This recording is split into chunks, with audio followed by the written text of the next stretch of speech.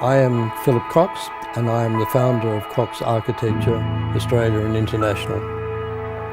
Well, Cox Architecture is known globally for its major works in sports stadiums and infrastructure. It's particularly noted for its work in Singapore and Malaysia, South Africa, and of course in the capital cities of Australia. And the idea of the conservatory came quite early in the piece of how to create an architecture that was different to the architecture that was being produced for the international market. Our philosophy is very much based upon an organic viewpoint of the world. I think we design with nature and for nature.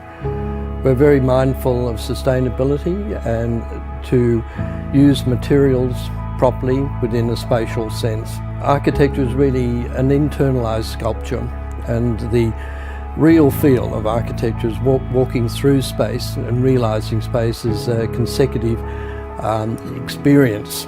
Well, the design inspiration is the site itself, and as I said, that our relationship is an architecture related back to landscape, and certainly the site and related back to the gardens which are immediately adjacent to the site, and perhaps one of the most important pieces of landscape within Melbourne itself.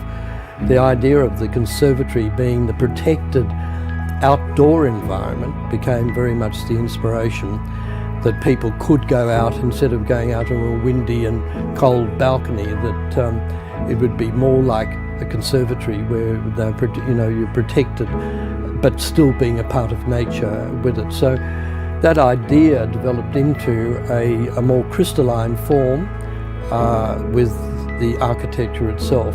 The top of the building is fragmented into a crowning, so that these wonderful geometries are expressed throughout the building and then take the form of the glass facets that are taken into the body of the building itself.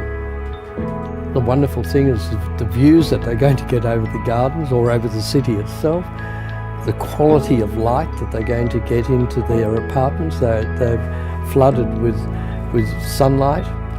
It's the transparency of the development of the plan itself, that we've modulated the interiors in such a way that they appear 3 times bigger than they really are. I suppose the manipulation of the space and the way in which the space is continuous rather than segmented.